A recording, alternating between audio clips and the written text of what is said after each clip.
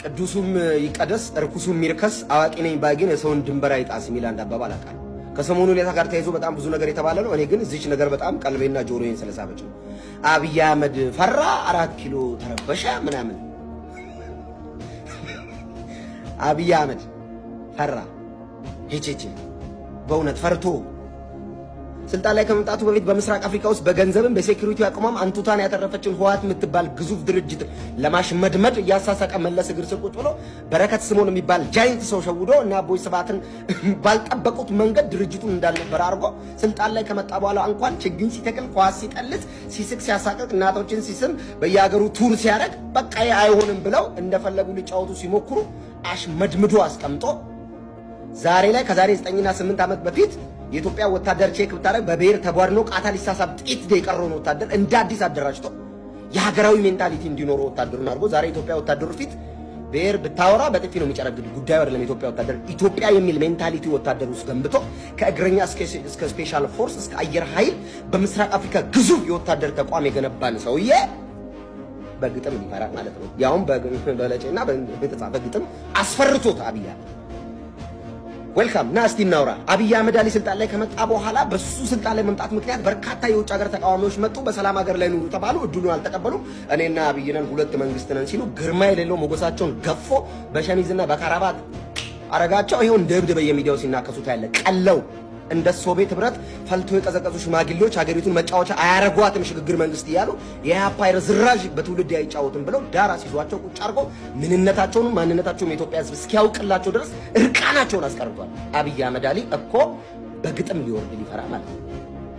ሰውየው ኢትዮጵያ መጻኢ ዕድሏን ይወስናል የሚባለውን ግዙፍ ወደብ የአሰብን ወደብ በድርድር ካልሆነ ግን እያለ በኮንፊደንስ በኢትዮጵያ መሪዎች ታሪክ ታይቶ በመታየው ሁኔታ በራስ መተማመኑን ቀና አድርጎ ወደቡን እንወስዳለን የሚል በራስ መተማመኑ የትውልዱን የወደብ ጥያቄ እንደ አዲስ ያነሳሳ ኢትዮጵያን የሚወድ በናሽናል ኢንተረስት ለሰከንድ ሽርፍራፊ የማይደራደረው አብይ አህመድ አሊ ብዙዎች ኢትዮጵያ በምትል ማሊያ ተደርበው ግን የዚች ሀገር ጠላት መሆናቸውን እንዲህ ያሳየን እኮ ነው አብይ አህመድ አሊ።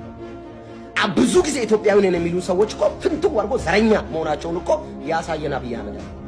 ሀገሪቱ ላይ እየተገነቡ ያሉ ግዙፍ ፕሮጀክቶች፣ ትምህርት ቤቶች፣ ሆስፒታሎች፣ በየክልሉ የተገነቡ ዳቦ ቤቶች በጣም ብዙ ወላይታ፣ ባህር ዳር፣ ምንድነው እዚህ ጎንደር፣ እንደ አርባ ምንጭ፣ ድሬዳዋ፣ ሐረር ሂድስ የተገነቡ ስራዎች አዲስ አበባ በብዙ መቶዎች የሚቆጠሩ ዓለም አቀፍና ሀገር አቀፍ ሁነቶችን ያስተናገደችው በንጽህናውና በተሰራው ስራ እኮ ነው።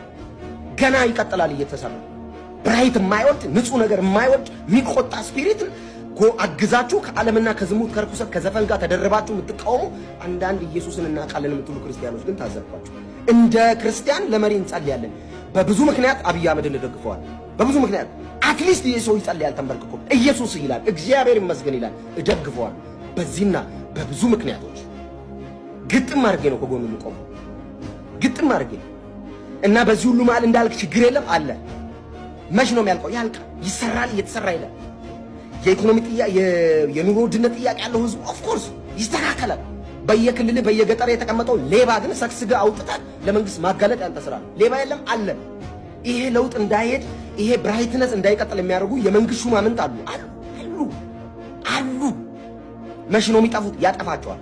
የጊዜ ጉዳይ ነው፣ ይጠረጋሉ። ኢትዮጵያንና ኢትዮጵያን የሚወዱ ሀገሪቱን መጻኢ ዕድል በኢኮኖሚ እድገትና በህዝቦች ሰላማዊ ኑሮ ላይ የተመሰረተ እንዲሆን የሚያደርጉ ሰዎች ብቻ ከአብይ አህመድ ጋር ይቀጥላሉ። እኔ አንዱ ስለሆንኩ እቀጥላለሁ። አብይ አህመድ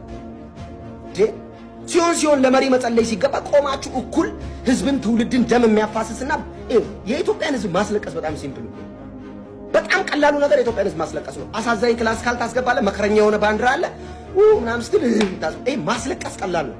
መፍትሄ ምን ይሻለናል፣ ምን እንስራ፣ ምን እንለውጥ ተብሎ ነው የሚወራው። በይሳ ሰውየው ጉዳዩ አይደለም አይዞህ ጉዳዩ አይደላችሁም። ይሄ በጣም አብይ ፈርቅ ወይኔ ያልተዋወቅን ጎበዝ። እኔ በቀዳማዊ እመቤት ታሪክ ውስጥ ከ37 በላይ ግዙፍ ትምህርት ቤት ሆስፒታሎችን፣ የሴቶችን ማዕከል አዲስ አበባ ከተማ ላይ ወይዘሮ አዳነች አቤቤ በሳቸው መሪነት የተሰራው ስራ ቀላል ነው እንዴ? በየመንገዱ ቆሞ ገላቸውን የሚሸጡ የነበሩ እህቶችን አምጥቶ አሰልጥኖ ስራ አስይዞ የነገዋ የሚል ተስፋ ትልቅ ሱቆችን ከፍቶ ከመስጠት በላይ ምን ለውጥ አለ? ዛሬ አዲስ አበባ ላይ እነዚህ አይነት ሴቶች የት ነው ያሉት? ስልጠና እየወሰዱ ወደ ስራ እየተሰማሩ እርኩሰትና ዝሙትን ጠራርጎ ማጥፋት ሊበረታታና አፕሪሼት ሊደረግ ይገባል። አብይ አህመድ ፊት በናሽናል ኢንተረስት ጉዳይ በሀገራዊ ጥቅም ጉዳይ ቆሞ ማውራት የሚችል የለም። ሁሉም ብሔርተኛ ነው። ከስሩ ተጠርጎ የጠፋው ዛሬ ብቻውን የቀረው ሀገሩን ስለሚወድ ኢትዮጵያን ይወዳል። ምንም ጥያቄ የለውም። ይዞታ ሄደን ኮሪደር ወይ የሚገነባውን ግዙፍ ህንጻ ተሸክሞት አይሄድ ሲሞት ምን ሊሆን ነው የሚሰራው? ባይወዳት እቺን ሀገር ባይወዳት እኮ እየተዝናና እንደፈለገ እየኖረ ልጆች ይቻል ነበር እኮ። በየቀኑ እርግማን፣ ፎቶው ላይ እርግማን በየመድረኮቻችሁ ይሙት ይደፋ ስትሉ እኛ ደግሞ እንደ ክርስቲያን እንባርከዋለን። እግዚአብሔር ይባርክ አብይ አህመድ አሊ። እግዚአብሔር ዙፋንን ያጽናው፣ ይባርክ፣ በርታ። ብዙ ችግሮች አሉ፣ እነሱን ደግሞ ትቀርፋለህ። ዊናውስ የሰራው ለውጥ ግን ብዙ ነው። እሱ ያስመሰግናል፣ እንወደዋለን። በዚህ ሰዓት ነው ከአብይ አህመድ ጎን የምቆመው። እወደዋለሁ። ክርስቲያን ሆነ ጴንጤ ሆነ እንዴት እንደዚህ አብይ ትላለህ? አገሬ እኮ ነው። ጴንጤ ነኝ እንጂ ቀውስ ነኝ እንዴ? ይሄው ነው። ኮፒ ሊንክ ሪፖርት ሼር አድርጉ። ግጥም አድርገን እንባርከዋለን። ግጥም አድርገ አዲስ አበባ ላይ ክረምት በመጣ ቁጥር እዚያ አቧሬ ወንዝ ዳር ስንት መከራቸውን ሲበሉ የነበሩ እናቶች የሚኖሩበት ቤት የሚጠራዱበት የነበረ ሽንት ቤት 40 እና 80 ሰው እዛ ጨለማ እዛ የሆነ ሰፈር ውስጥ የሚኖሩትን አንስቶ ቤት ገንብቶ ትልልቅ ሪል ስቴት ስታንዳርድ የተሰሩ ቤቶች ውስጥ ማስገባት በላይ እናቶችን እፎይ ከማስባል በላይ ምንድን ነው የሚፈለገው? እዚህ ሀገር ማን ነው ለዚች ሀገር እውነት አዛኝ? የሆነ ነገር እያመጡ ማልቀስና ማስለቀስ እኮ ሲምፕል እንዴ! የሆነ ነገር እየመዘዙ እኮ እንደዚህ ማድረግ እንደዚህ ሆኗል ማለት ሲምፕል ነው። በዚህ ሁሉ ተቃውሞ መሃል ግን እንደ ጸና ቀጥሏል 8 ዓመት። ከዚህ በኋላ ብዙ ስራዎች ይሰራሉ።